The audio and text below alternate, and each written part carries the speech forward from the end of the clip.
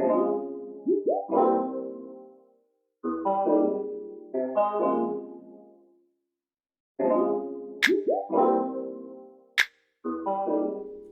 people, welcome back to my channel. I am Neftali. I do rants and talks on books and shows, and I also do vlogs and lifestyle content.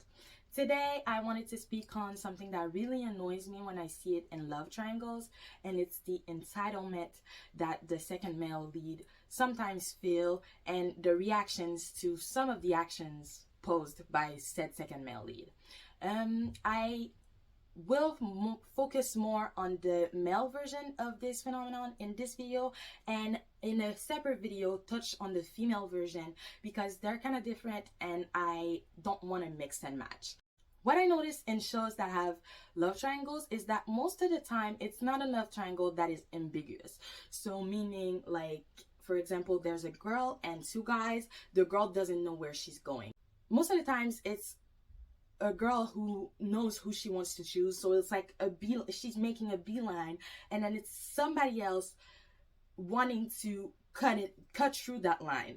And I hate to see those type of love triangles because most of the time the dude ends up feeling entitled to the love of the girl even after rejections, and he does not understand why the girl does not want to be with him and or why she gets mad at his actions. I also noticed that in those cases the audience often also feel like the other guy is entitled to the affection of the girl and get mad that the girl does not give them a look. And it annoys me more so because I realized that these reactions come from the fact that the actors oftentimes looks good, and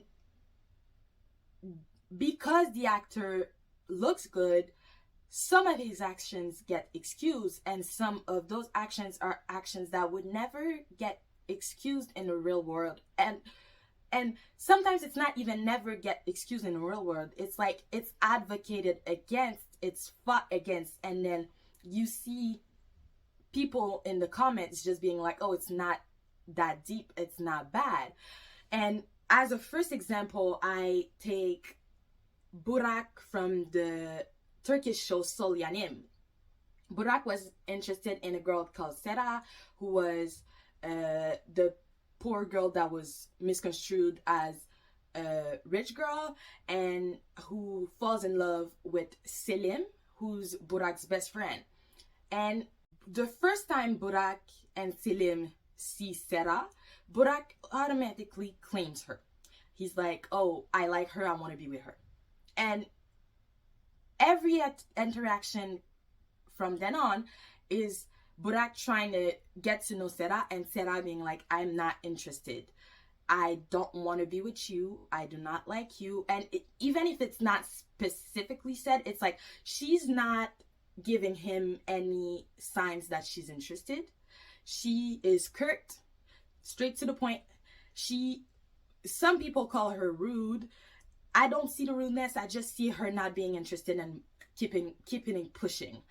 And you see him kind of just infringe constantly on her boundaries. So he talks to her and asks her if she's rich, and she's like, no, I'm not rich, I'm poor. And he's like, I don't believe you. And to confirm the fact that she's rich, he follows her home and literally goes on knocking to her house when she gets home, and she's like, how did you get here? And he's like, I followed you. And she rightfully gets mad, and people in the comments are mad that she's mad, which in real life you would be like, oh, that's creepy, he's not supposed to be doing that. And if he was not cute, you would also be on her side. But now that he's cute and he looks defenseless and he's kind to her and he gives puppy vibes, I don't know, now you feel like she's not supposed to be mad and give him a chance. when she already said no? Why does she needs to give him a chance? Why does she? Like, he's not entitled to her liking him.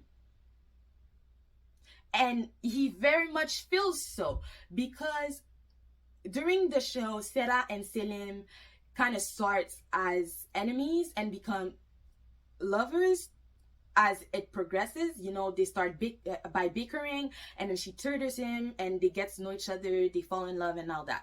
But Burak sees that Selim and Sera gets closer, and he's mad that Sera talks to Selim. And it's not just like mad that they get closer, it's just mad that she's not interested in him, and also talks to like his best friend. Which, I don't know, bro code. I don't know if it's just like, you don't go for who I'm going. But if you're mad because of that, be mad at your friend, not at her for not liking you, you know? And at one point, he asked her to go to a party, which I'm pretty sure she said she wasn't going to go. I'm not remembering very well, but I think she wasn't going to go. And he bought a dress, bought flowers, and brought them to her house when she already told him, no, I'm not going with you, or not going at all. So she gets home, learns that she got a dress, that she got flowers, and at school the next day, she sees him, and in the hallway, they're having an argument. And in that argument, she's saying, I do not like you. I do not want to be with you. Leave me alone. I don't want to ever see you again.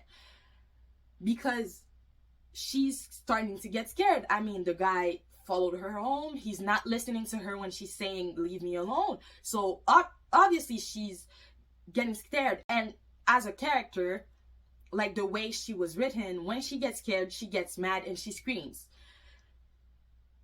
That's something that comes from a whole backstory, but like she gets rude and she gets mad and she screams at him, and she's not the kindest. But why do you have to be the kindest to somebody that does not listen to your wishes?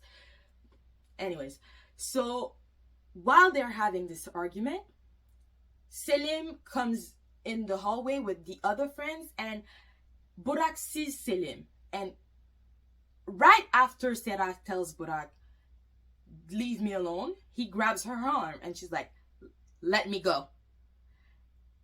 And I think he wanted to make Selim become jealous, something like that. He kisses her on the cheek. And remember, she's still riled up from telling him, leave me alone, and like essentially almost screaming at his head, leave me alone. And she slaps him. And Burak gets mad at her because she is not interested in him, and because she slapped him for kissing her without consent. And I was really annoyed at that. But knowing his character, I was not surprised. But what really annoyed me more was the audience being like, oh, she's so rude. She didn't have to scream at him. She didn't have to slap him. She should have given him a chance. He didn't do anything wrong. And it's like, he followed her home, gave her gifts that she did not want to listen to her telling him, leave me alone, and then kissed her without her consent. What in all of this give him a chance? What in all of this gives she was wrong for doing what she did? I mean, yeah, don't slap people around, but like, why are you mad at her for not wanting to be with him? She never gave him the impression that she wanted to be with him. First. And even if she changed her mind, it's not a problem either. Like, he's not entitled to having her affection back because he likes her, because he gave her a gift, because he was kind to her. And he's not entitled to her kindness. She doesn't have to give kindness to nobody. I mean, at that point in her life, she wasn't kind to anyone. She was mean to everyone. Which, that in itself was because of her family situation, which, yeah, don't take out your anger on everyone, but she was right and justified in being angry. So I did not like that the people were mad at her for that, and especially because in real life people advocate for girl power, Me Too movement, and helping girls out in these situations, and guys not infringing of girls' boundaries. But because it's a character and the guy is cute, she's in the wrong. So the other example that I have of this entitlement is from the character Runyu from the Chinese drama Ashes of Love. So Ashes of Love is a Chinese drama that has magic in it, and whose main character is Jinmi, an orphan that can't feel love because she has a spell on her. Jinmi befriended during the drama Shufeng and Runyu, who are half brothers. And Runyu and Shufeng grew up getting treated very differently. Shufeng was the son of the emperor and the empress, so he was treated, he was given everything and all the love in the world. And Runyu was the son of the emperor and the mistress, but was living with the emperor and the empress. So he was ostracized by the empress, he was mistreated by the empress, and kind of harbored resentment for the empress, the emperor, and Shufeng. Although Shufeng was very kind to him, showed kindness, and gave him, like, loved him as a brother. During the show, because Jinmi was giving Runyu kindness, and friendship, because it was not love, it was friendship, he became obsessed with her and took that obsession for love, because she was the first person being kind to him other than Shufeng, but he was already resenting Shufeng, so he didn't count that as kindness. Because of his obsession, Runyu could not accept the fact that Jinmi was getting close to Shufeng and actually was falling in love with Shufeng and breaking the spell. So to stop her from going to Shufeng and staying with him, he put the spell back on Jinmi after it was broken. And he tricked Jinmi into marrying him, knowing full well that she did not know what love was and did not know what marriage was. So if that was not enough, Jinmi's father was killed by a girl that liked Shufeng. And once Runyu found out who killed her father, he lied and said that it was Shufeng in order to have Jinmi kill Shufeng, because he wanted Shufeng to be killed by the person he loved the most. People in the comments saw all of this, and he did more later on, and were like, it's not his fault. He grew up abused. His mother was killed by Shufeng's mother. And he was so kind to Jinmi. He did so much for Jinmi. She should repay him. She should be with him. He has the right to want Jinmi to be with him. And just like with Burak, I will say this again. Why does Jinmi has to reciprocate his feelings? Why is he entitled to Jinmi being with him?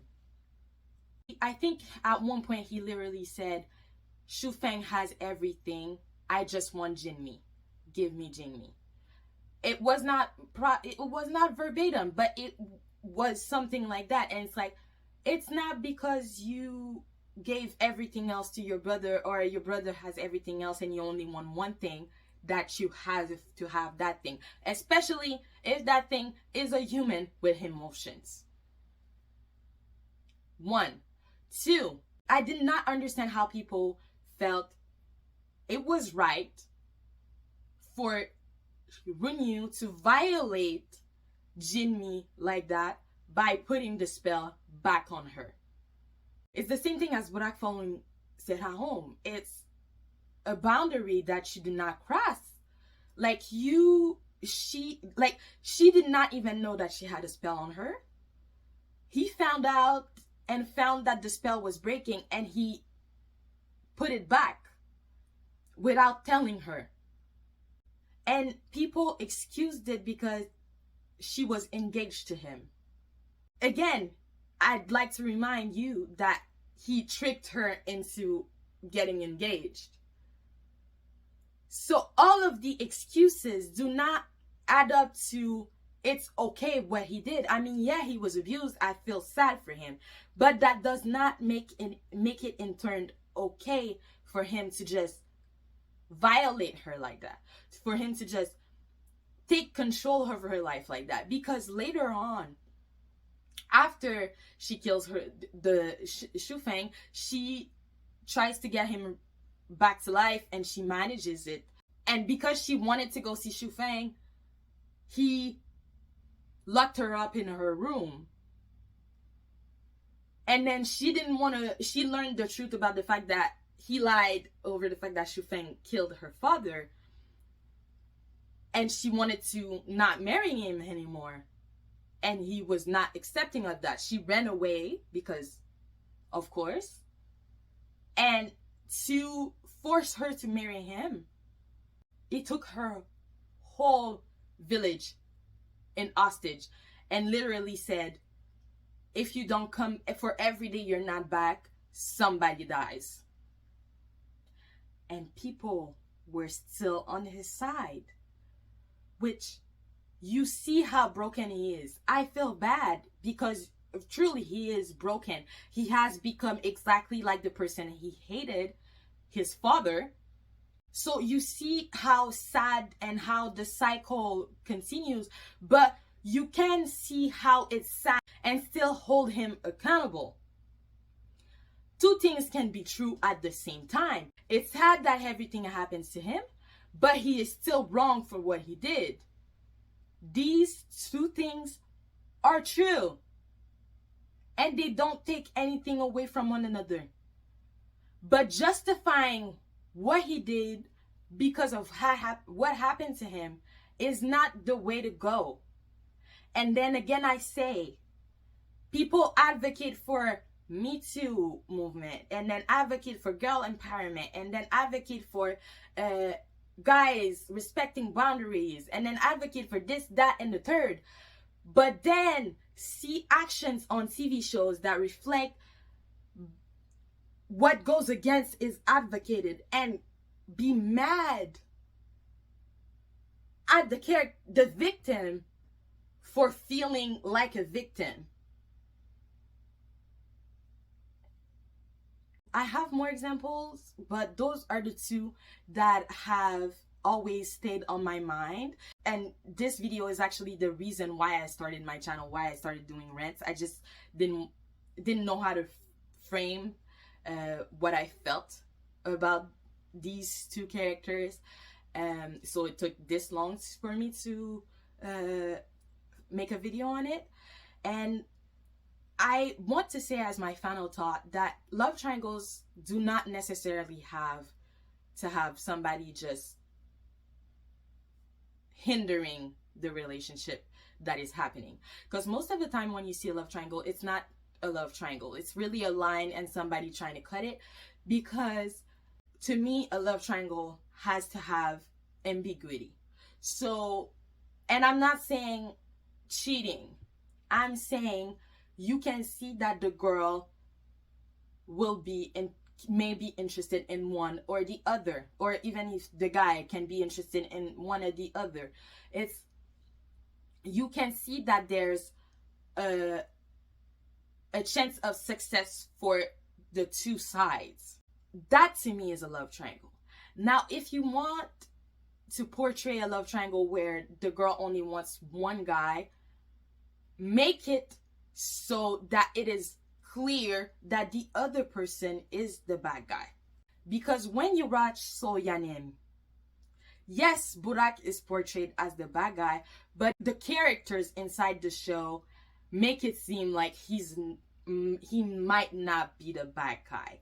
Like, compared to Ashes of Love, where Ashes of Love, you see that Runyu isn't wrong for doing most of the things. And my problem is mostly not with the show, but with the audience who excuses. In Sol Yanım, it's the show that kind of excuses Burak's actions and antics, and the audience picking up on the excuses. So it's kind of different, but kind of the same. And it annoyed me, and I wanted to talk on it. And like I said in another video, find something else to do, or portray it differently, or make more love triangles where it's ambiguous.